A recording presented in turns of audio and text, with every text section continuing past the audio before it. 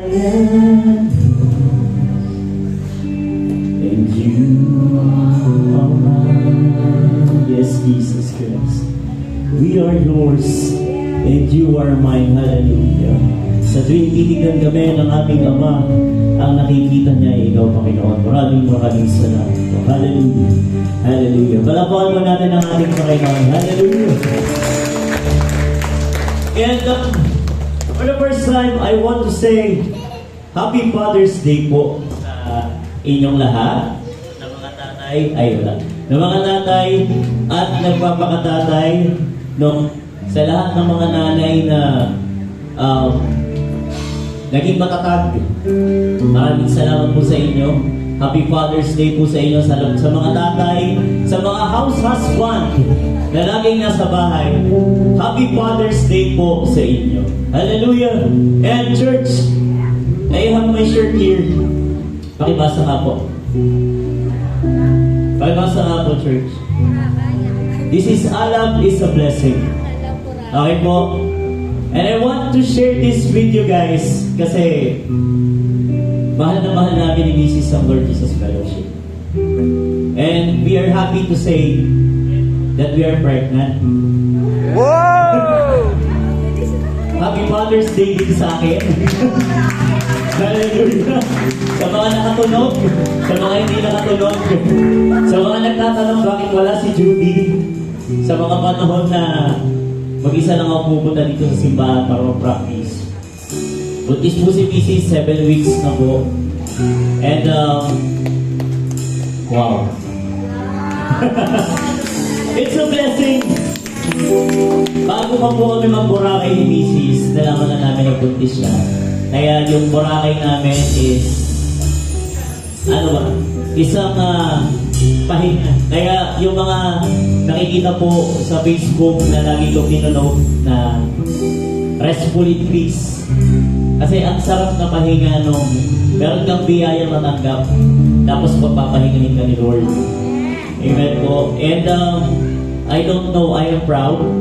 And I am proud to say na Ninong Pastor, Ninong Noel, mga ninong ko, eto na yun. Sana po mas mag-guide nyo pa po kami sa mga nanay ko po dito sa church, sa mga tatay ko dito sa church. Alam namin kung gaano nyo po kami kamahal. Lalo na nung wedding, nakita namin na mahal nyo kami lahat. And sobrang saya nyo sa mga teachers ko, from Emmy, Mabay, no? Ito na yun. Tatay na ko. And I am happy to say na tatay na ako. Kahit na wala akong biological father na kinalakihan. I am happy to say na tatay na ako.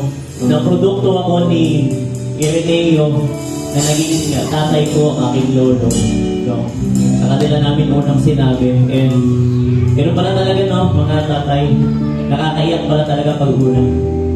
Nung announcement, nung sinabi niya na buntis ako, nakakaiyak pala. Yung check-up plan, nakakaiyak pala yun. Isang check-up pa lang, 5,000 na, alam mo. Pero, we are happy and sana maging blessing and I will declare na magiging blessing yung anak ko para sa akin. And salamat po sa inyo. Alam kong gusto nyo lahat magdino. Kinuha na. Pero, ayun po, Mare, Mayma, buntis si Judy. Oo, kadarating mo na kasi. Buntis si Judy. Ayan, thank you Lord. Salamat po. Ang saya. Sobrang saya. Hallelujah. Hallelujah. And we will sing this song for our Abba Father. Binigyan ka niya ng karapatan para tawagin mo siyang Ama ko, Ama ko. Ito ang kahilingan ko. Ama ko, this is my prayer. Ama ko, this is my declaration. At Ama ko. Mahal na mahal mo ko, kaya gagawin mo akong blessing para sa lahat ng tao ang nakakasama ko. Hallelujah, hallelujah. You sing over me, you dance over me, you cover me with grace. Mercy so free keeps giving to me. Oh, how I love this place. And you quiet me me with your love. You quiet me with your love. You are healing me. Church, sing Abba Father. Say, Abba Father, Abba Father. Sing Abba Father, Abba Father. You lead me beside the waters of life. My thirst is satisfied, restoring my soul. You make me whole. Oh, how I love your ways, and you quiet me with your love. It's amazing. You quiet me with your love. You are healing me. Teachers, Abba Father, Abba Father, say Abba Father, Abba Father, say Abba Father, say Abba Father, Abba Father, Abba Father, say Abba. You call me your child, you call me Lord, you call me to my destiny. I call you my King, I call you my love, I call you Father. You call me your child, you call me your Lord, you call me to my destiny. I call you my King, I call you my love, I call you Father. You call me your child, you call me your Lord, you call me to my destiny.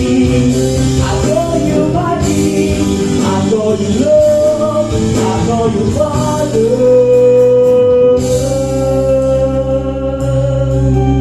And you quiet me with your love. You quiet me with your love. You are healing me. Say, Abba Father, Abba Father. Come on, church, let's sing. Abba Father, Abba Father. Say, Abba Father, Abba Father. We call you Abba Father, Abba. You call me your child, you call me your own, you call me to my destiny. I call you my King, I call you my love, I call you Father. You call me your child, you call me your own, you call me to my destiny.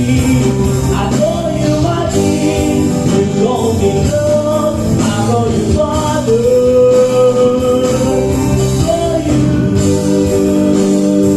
Call me to my destiny. I call you my King, you call me your love, I call you Father. Yes, you quiet me with this love. You quiet me with your love. And you are healing me. That's that truth. Abba Father, Abba Father. Say your prayers to our Abba Father, Abba Father, Abba Father, Abba Father, oh Abba Father, Abba Father.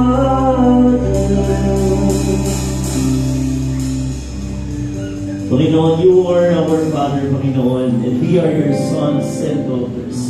your princes and princesses, hallelujah, are praying and manifesting good things unto them, hallelujah. And grace will hand us now, Panginoon. Maraming salamat po sa walang hanggang biyaya, sa hindi tumitigil na pagbuhos ng ulan ng iyong biyaya, Panginoon. And we are ready, Panginoon, na saluhin lahat ng biyaya mo sa araw na ito, Panginoon, at sa mga susunod pa. Maraming salamat po para pa natin ang ating Panginoon. Hallelujah. Hallelujah.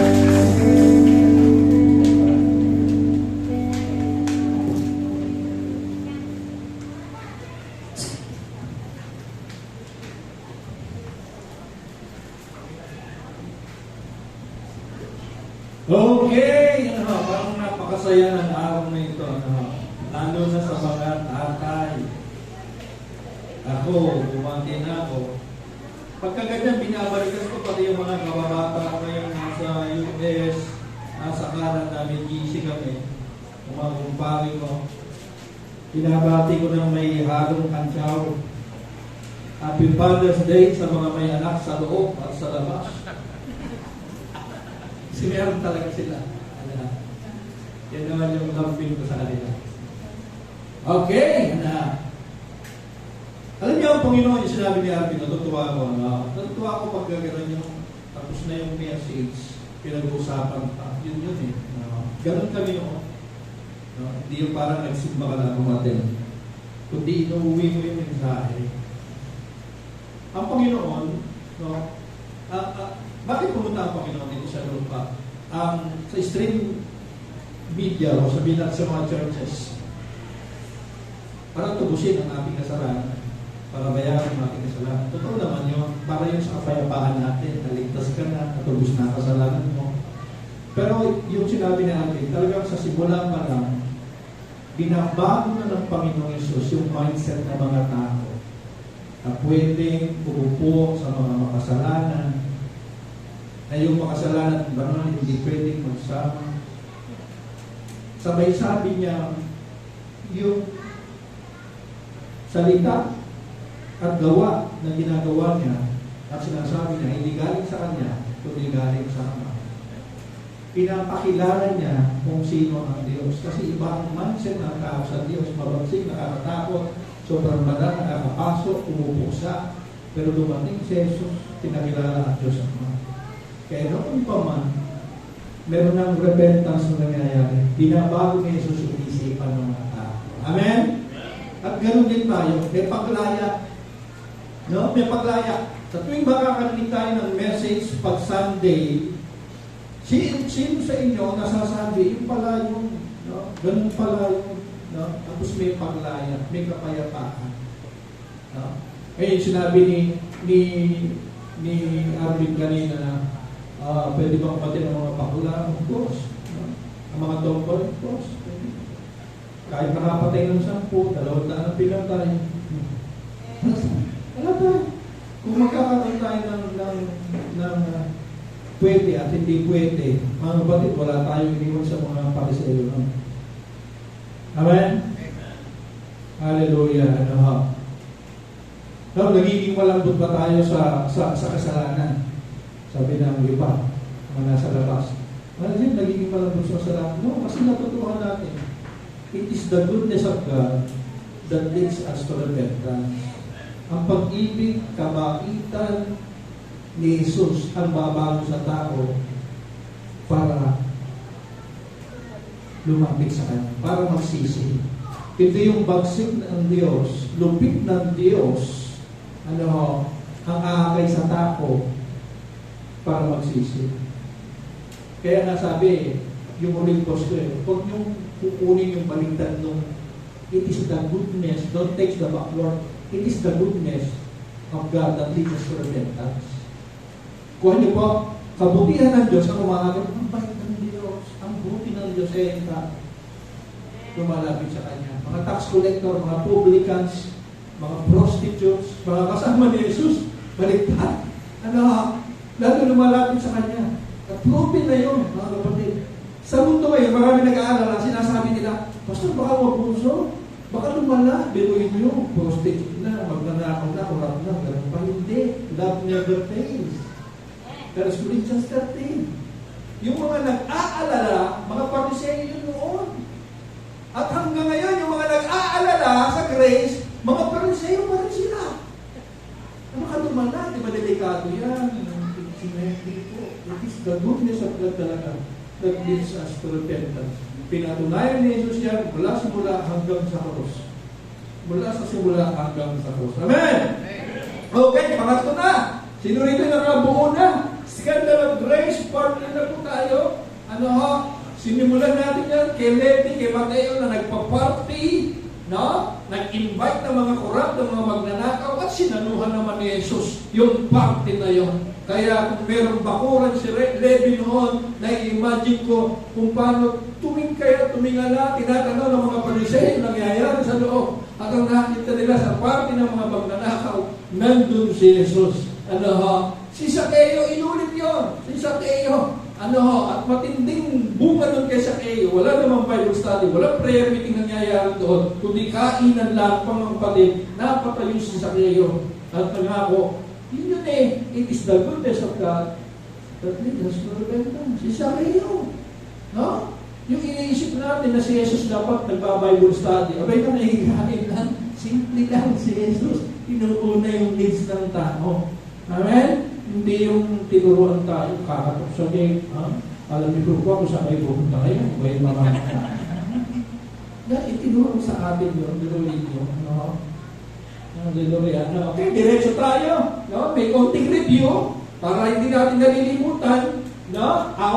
Ito pong kinuha pala natin itong title natin, The Gospel of the Outcast sa Lucas 15. Nabanggit ko yan. Paborito ng mga sinners to, ng mga cast out yung Lucas 15 kasi nakaka-relate po sila. Yung Gospel of the Outcast sa Lucas 15 po natin kinuha yan. And ano nga ba yung outcast, mga kapatid? Outcast, again, one who is cast out or expelled, mga nireject ng lipunan, hindi tinatanggap, napalaya sa bahay kasi may sakit, may keto, madumi, makasalanan, kinakahiya ng pamilya, ng angkan, kagaya ni Zaccheo, ni Mateo, ng mga tax collector, nagtatrabaho sila sa Roman government, kilalang magnanakaw, mga kapatid. Sinusuka po sila ng lipunan, mabababa ang tingin po nila sa kanilang, mabababa po yung tingin sa kanila, mga kapatid. So, who were the outcasts in Jesus' time? Sila po yung Gentiles, basta hindi Hudyo, outcast sila. Outcast, hindi nakakasimba sa templo, hindi nakakapunta sa mga sinagoga. Samaritans, kapitbahay ng Judea, galit din yung mga Hudyo dyan. People with sickness, lepers, tax collector, sinners, yung po, nire-reveal natin, sila ang literal na sinusukan ng lipunan, pero pamilya ang tingin sa kanila ni Jesus. Amen? Sila nga yung favorite audience ni Jesus. Sila yung favorite group o crowds ni Jesus. Yung mga sinners and tax collectors. Ayan po yan. Nung unang Sunday pa yan, si Levi nga nag-host ng great banquet talaga. Malaking piging talaga. At ang nandoon, large crowd of tax collectors was there, mga kapatid. So, last Sunday naman, nakita natin, may mga grupo rin ng mga cast out na minahal ni Jesus. Yung mga kababaihan na walang bilang sa lipunan. Sino pa? Yung mga hirap. Mahal ni Jesus yung mga mahirap. Yung mga marurumi. At saka yung mga oppressors. Pati mga Romans, mahal niya. Hindi mga Hudyo. Okay? So, dito sa Lucas 15, guys, diba, alam natin sikat yung prodigal son, alibugang anak. Diba? Pero meron dalawang view dyan eh. May dalawang view na hanggang ngayon pinagtatalunan. Siyempre sa inyo Lucas 15 has been called the gospel of the outcast. Pag-unbeliever yan. Kaya nga hinahanap ang unbeliever yan. Sabi ng ibang church na mga pongden, mga kapatid natin. Pero may naman naniniwala, ang Lucas 15, yan ang salita ng Diyos para sa mga backsliders. Ano naman ang mga backsliders? Yung mga pumagsak. Ano po? Sila naman, yung mga nandito na sana, ay nawala pa. Sila yung mga nainip. Sila yung mga pinangakuan ng langit, panay-langit. Eh, dami kong utang, dami kong problema sa lupa. Marami nagbabackslide kasi pinangakuan natin ng langit. Eh mga bata pa sila. Kaya nga mayroon pa mga iniimbita, sinasabi nila, ay pagtapos na mga anak ko. Pag wala na ang problema, saka na ako magsisimba. Kasi nga langit ang pinapangako natin eh. Paano naman yung buhay dito sa lupa? Di po ba? Amen? So, yung mga backsliders, wala kasalanan yan, mga kapatid. No? Sabi ko nga, tigilan mong batuhin ang backslider, simulan mong mahalin, babalik yan. Amen? Ang mga backsliders, kasi sinasabihan na sila, yung mga hindi na umahan, matitigas sa ulo, wala na pag-asa, lalo yung mga hindi ganito, yung mga hindi ganyan. Mga lahi kaya nila yun. Pagkadamay na pati lahi. Ganun eh. Ganun tayo magbito ng salita. Ang bilis natin magbato ng mga salita, mga kapatid. Pero mahal sila ng Panginoong Hesus. Tigilan mo silang batuhin, simulan mong mahalin, babalik yan. Again, bakit? Because it is the goodness of God that leads us for them. Amen. Amen. Okay. Ang isang sigurado, ano man yan, backslider man yan, o unbeliever, isa lang ang sigurado. Lost again. Ligaw yan. Kasi nandyan po yung lost ship, lost coin, ano ba? Lost son. Tatlong lost yan sa Lucas 15. Okay, makilala mga kapatid. Mabilis lang to. Okay, no? Ang lahat ay nagsimula dito. Saan? Now all, verse 1. All the tax collectors and sinners were gathering around to listen to Jesus. Tingnan yung crowd ni Jesus. Grabe ang crowd niya. Na? Kung napadaan ka rito at isa kang merong self-righteousness, asan? Ba't nandun yung talamak na sumarong yun? Ba't nandun yung ating yun? Ba't nandun yun? Kasi ba't nandun yun? Mataming babae yun na. Ba't kasama ni Jesus yun? Di ba? Mga tao may standard sa utak, may sukatan. May sukatan. Alam yung pasado, hindi pasado sa kanila. Huh? Hallelujah. No, all the tax collectors and sinners, hindi daw pa sinners. Sinners. Kapatid, especially yung tax collectors kasi nung panahon nila, hindi lang sila basta tinatawag na sinner kasi talagang talaga silang magnanakaw. Mayayaman po sila na maraming alas sa katawan niya. Mga kapatid, no? Kung sa panahon natin ngayon yan, B.I.R. Ha? Ang higit daw ng B.I.R. ngayon, di ba ba? Dami mo narinig. Dami narinig ngayon. Pati nga TikTok, pinatulan na. Tsaka yung Shopee. Kung mga naglalay siya, pinatulan na. Ganyan talaga, mga kapatid. Hallelujah. So, the Pharisees and the scribes began to crumble. Sino ito mga biglang nagbulong-bulong na nagtaasa ng mga kilay? No? Yung mga Pariseo. Mga Pariseo. Mga alagad ni Moses, mga nagbabasa ng lumang tipan. Wala pa namang Bible nung nabuo na mayroong bagong tipan si Jesus. No? Old Testament pa lang noon. No? Sila yung ang tingin nila, sarili nila, malilinis, matutuwid. Alam yung mga manan. Hindi kasi lahat sa atin naging Catholic. Pagka naglabasa yung mga manan, iba yung marami silang yung pang-halorin ko.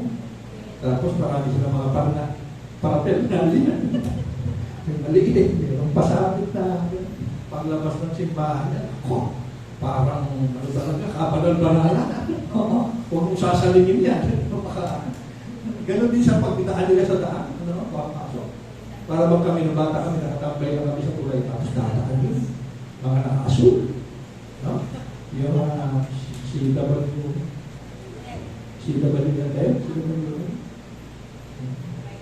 tawag ni Pastor Malapos doon eh. Koleksyon walang lagot. Para hindi over. Pero Catholic-ulan din yata. Okay. So, this man, sabi nila, hindi lang siya, bulong-bulong nila, itong tao ito. Nagpapanggap na galing sa Diyos, nangangaroon ng salita ng Diyos, pero mga kasama naman mo.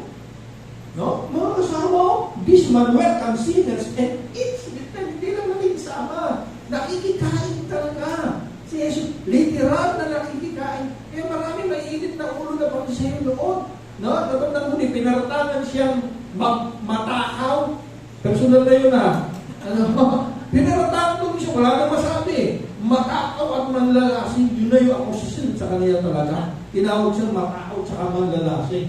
Ano po? So, then Jesus told them this parable. Diyan nagsimula ang lahat. Okay, bulong-bulungan kayo dyan, ha? Kala nyo, di ko naririnig, ha? Daanin ko kayo sa talinhaga. Dito, ang dahilan kung bakit nagsalita si Jesus ng patalinhaga.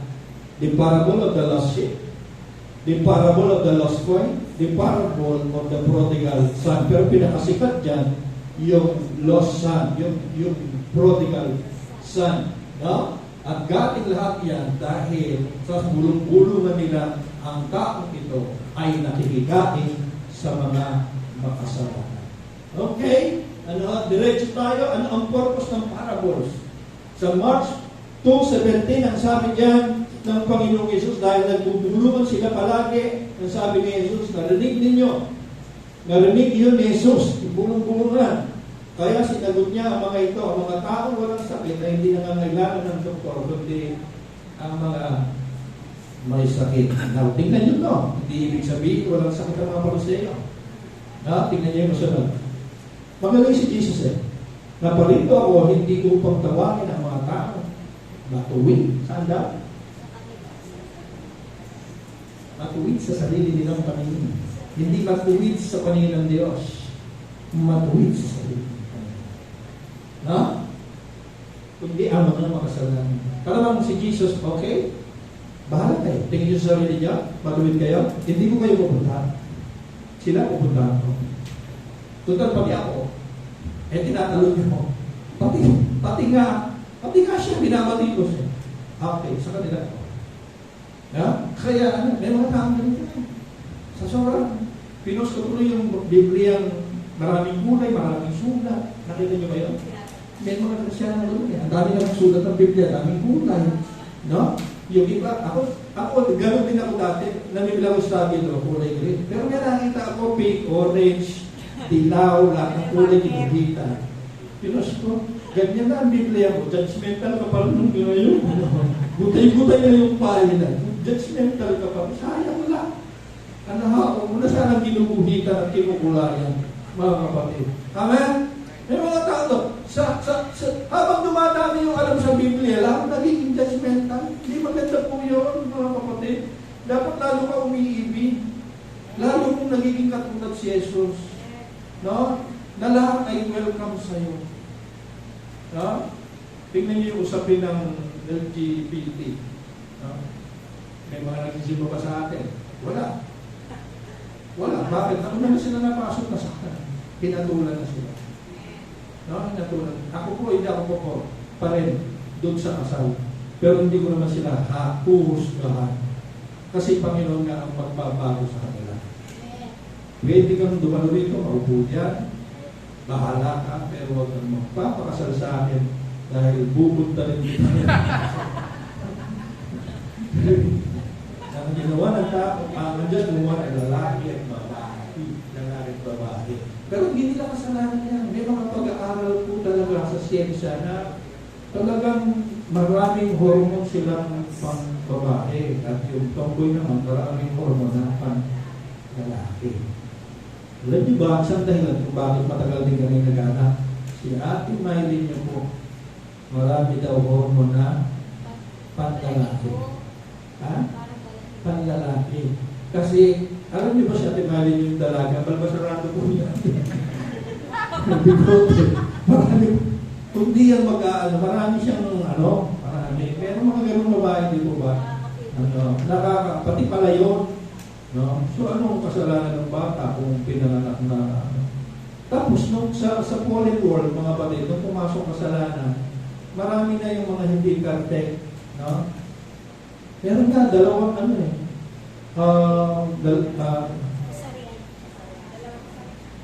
dalawang kasarian. Si Ina, may kinukwento sa akin, kapitbahay namin, nanganak daw, dalawang kasarian. Buka niyo. Oo. No? Tapos meron iba, anim ang daliri. Anim ang daliri. Kasama rin. Kaya wala silang kasalanan. Halimbawa, yung puso, pinanganak, pusong Babae talaga. Naniniwala ko, na-influensya din yung iba. Pero meron talaga yung pinapanganak. Wala silang magagawa ganun siya. Ha? Meron kaming pamangkin na yun, si tata natin. Palaging may sakit. Palaging may sakit. Di namin malaman, di mapagaling. Hanggang isa yung doktor na ang nagsabi, may personal na problema yung bata. Kaya pala di niya ma-express ang sarili niya. Hindi niya ma-express. Ayun, may vloggers na. Eh, di lumaya, naging masaya. Kesa naman sa lagi mong ginagastos, lagi mong pinapapagpo. Di ba?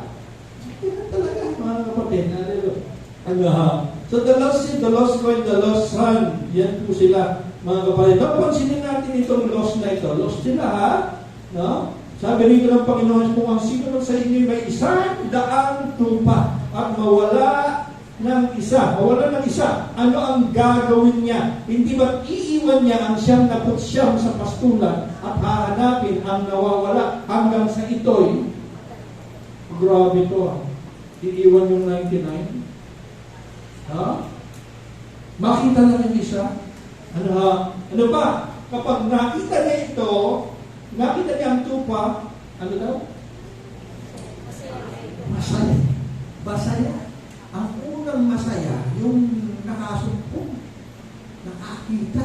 Masaya niya itong papasanin.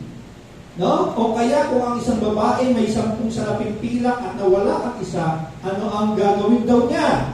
Ano ang gagawin niya? Hindi ba? Ayaw dito. Hindi ba magsisindi siya ng ilawan, wawali siya ng buong bahay at hahanaping mabuti ang nawawalang salapi hanggang sa ito ay kanyang makita.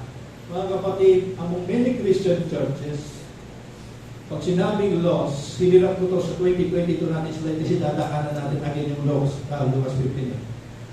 Yung loss sa kanila, pagiging ligaw is the state of not being saved. Noong 80s, mga kapatid, kwentuhan ko kayo, bago-bago yung mga born again, mga baptism kasama namin. Pag nagdaan kami sa bahay, pag naman ang bahay na yan, masusulog lang. Ganun sila. Ganun ko. No? Nakabasa ng konti sa Biblia. Basta hindi ligtas, mapapahaka. Basta hindi ligtas, pupunta sa impyerno.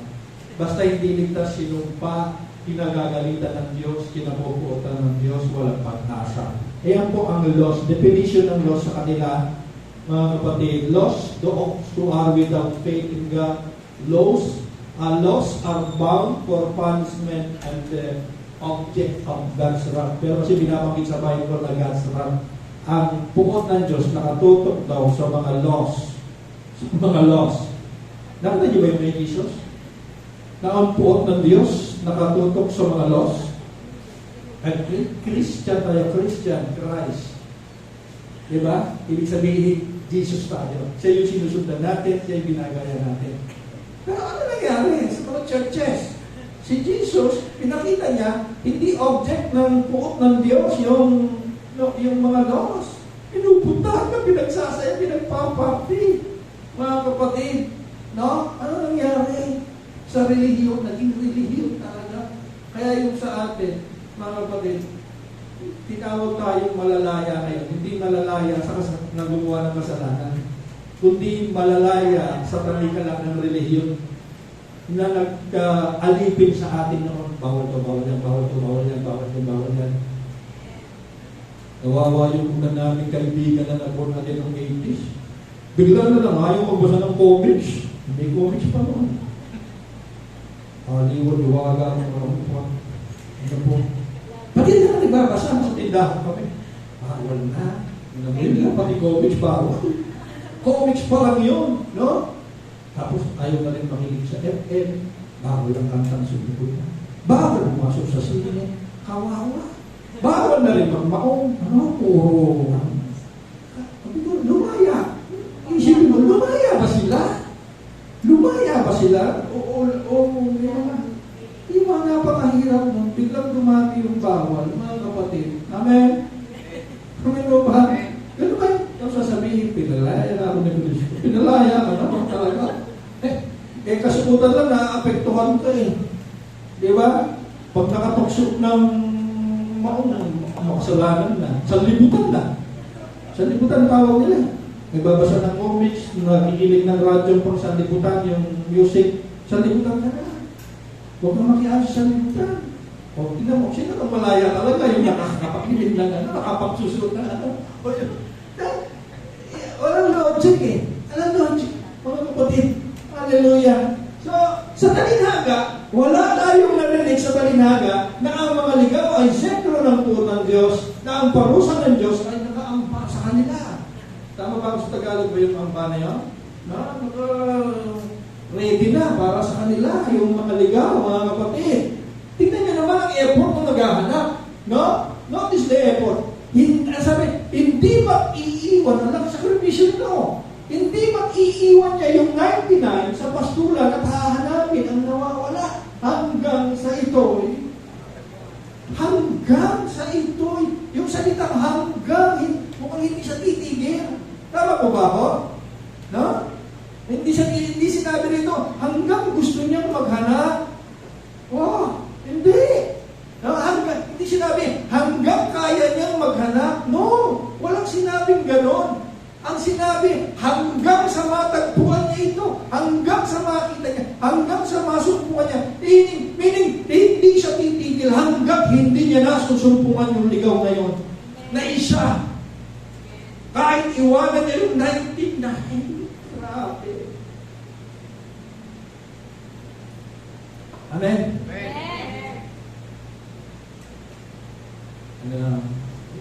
Hindi biro mo. Iwanan mo, di ba? Nilang aalis ng bahay. Iwanan yung mga anak mo. Yung mga maliliit pa yung mga anak ko.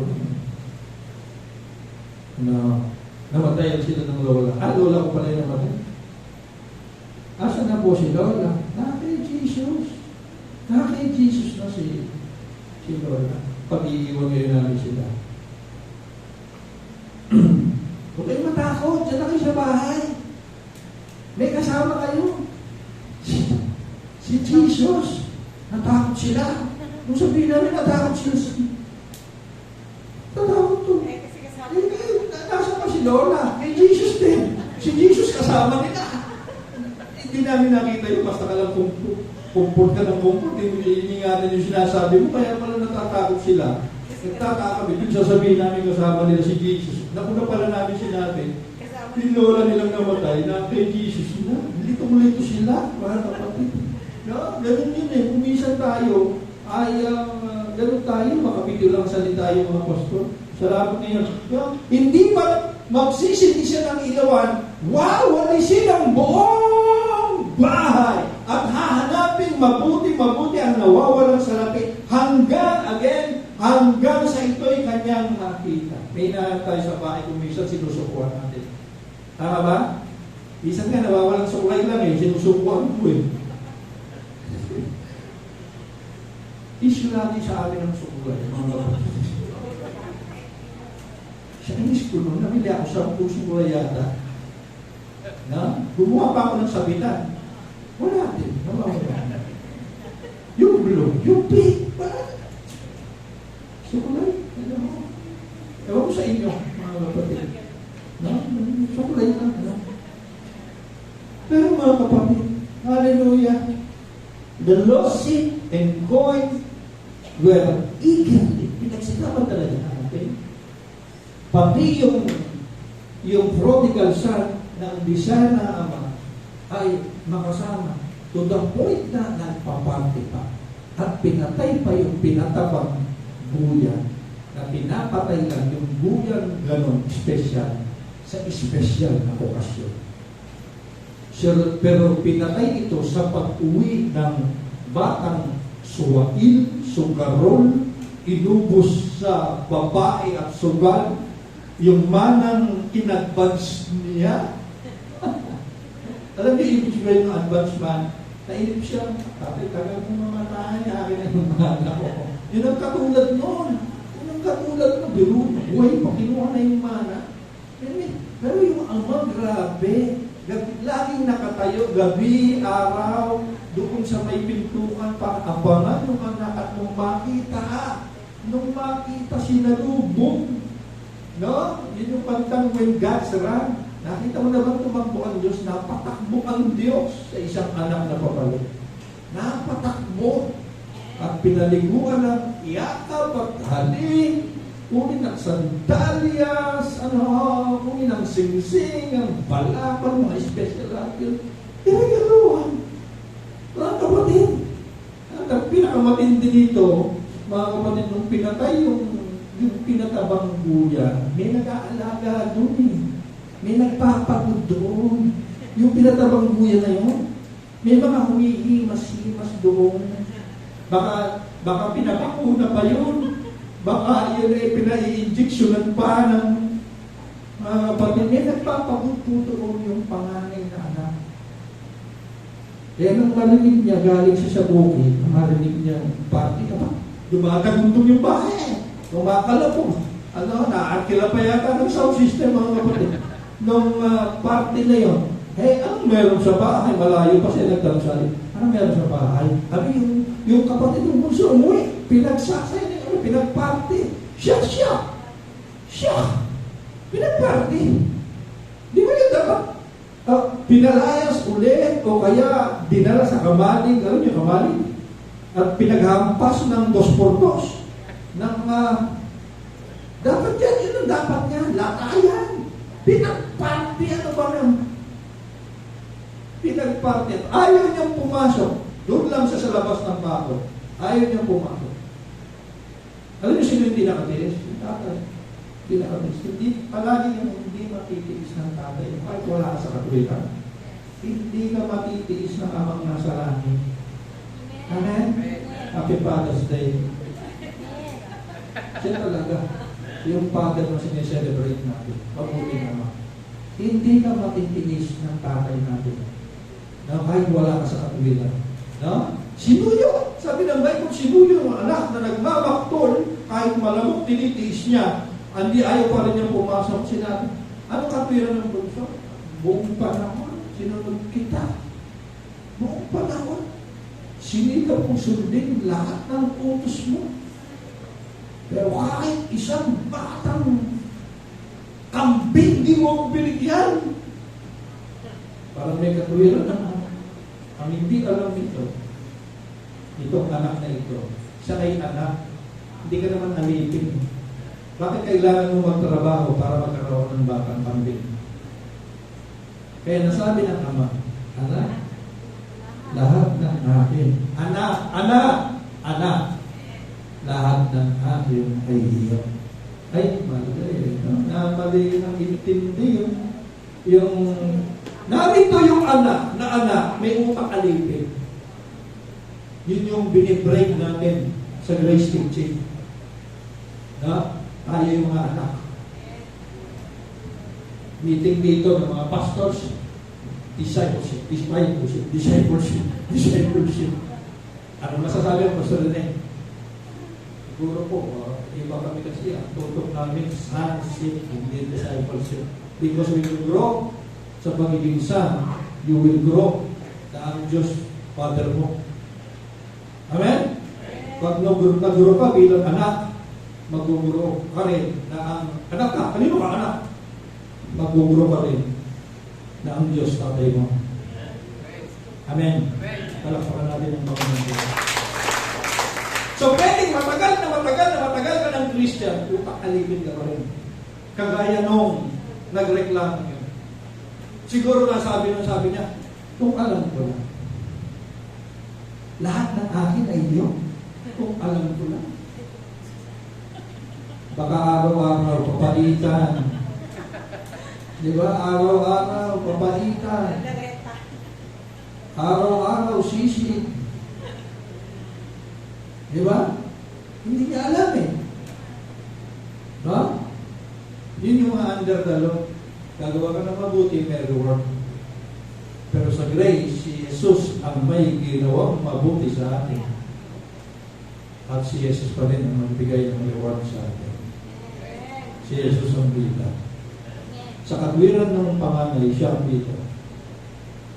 Amen? Para bang dami yung ginawa sa'yo. Napagod ako sa'yo. Lahat ng utos mo, sinusunod ko. Pero di isang kambing. Anak, may utak alipin. Ito naman umuwi.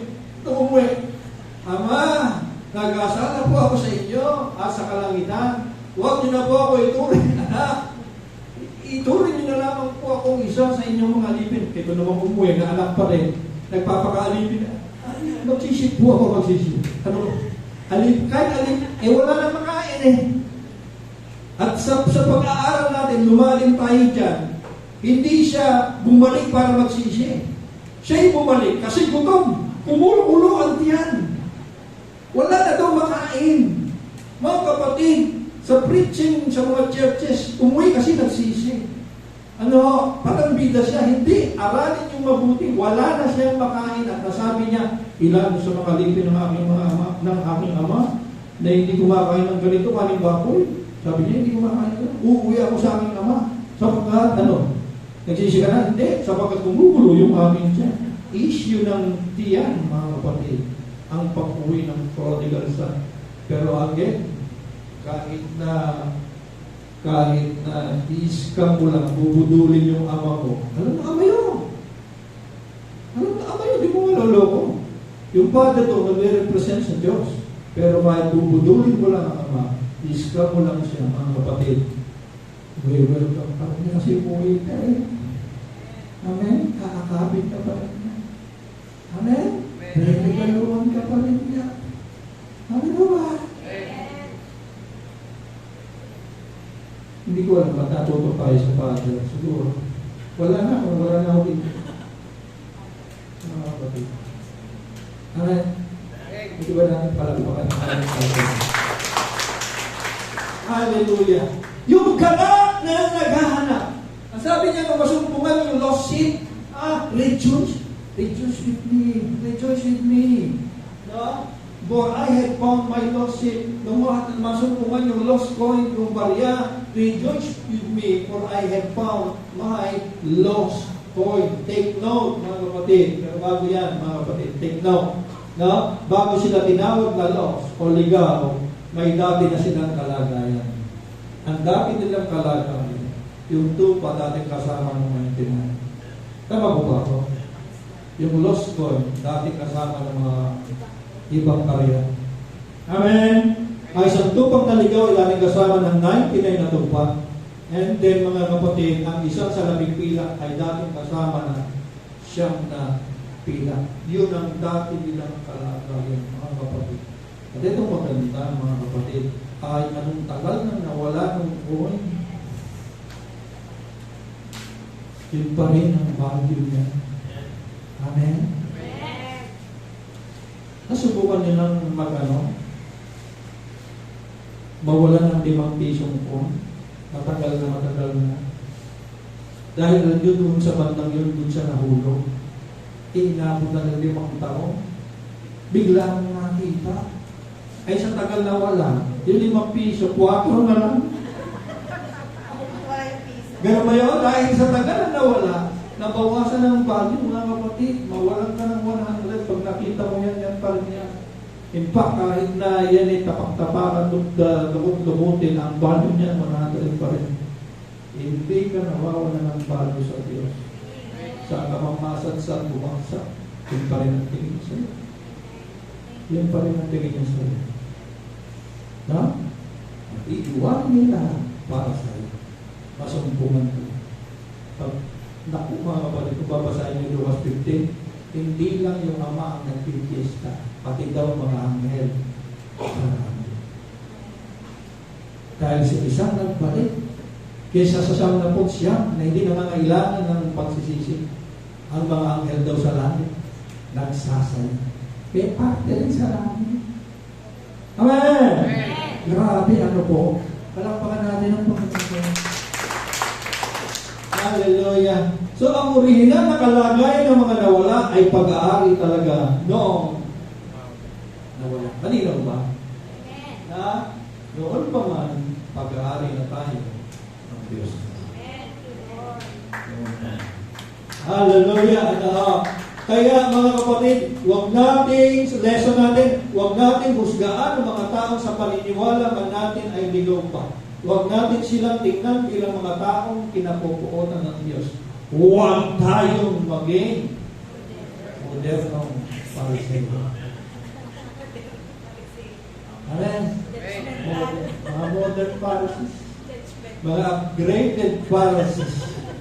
Mga level up. Na mga Pariseo. Hallelujah. Kagaya ng mga Pariseo, ang relihiyon ay may panuka. Ha?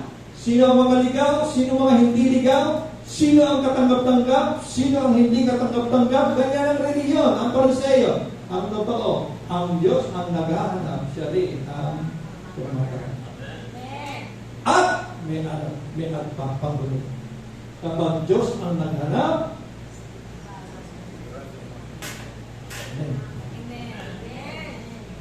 siguro, Diyos naghahanap eh. Diyos ang naghahanap. Meron ba namang hindi masusunod? Amen! Hallelujah! Hallelujah! Sino may natutuhan? Tayo po tayong lahat. Panginoon, napaka-puri niyo po, napaka-mapagpalaya ng iyong salita, Panginoon, ng umaga, Panginoon. Salamat po. Ngayon pa lang, may repentance na, may metanoia na, may pagbabago ng isip kaming natutuhan. Panginoon, na huwag maging mabilis ang aming bibig sa mga tinatawag na ligaw, makasalanan, Panginoon. Sapagkat sa halip na sila ay object ng wrath na sinasabi, sila po ay object ng iyong love, ng iyong pagmamahal. Nagsikap ka lagi para hanapin sila upang ipadama. Lagi silang welcome sa iyong Panginoon. At mahal na mahal mo sila. Maging kapuso, kawan kama namin, Ama, kagaya mo, Panginoon, natutuhan namin magmahal, mag-welcome ang mga tao sa paligid namin. Pati ang mga taong hindi matanggap ng mga relihiyon. Salamat po ng marami. In Jesus' name we pray. Amen. Amen. Salamat po. Thank you, Pastor.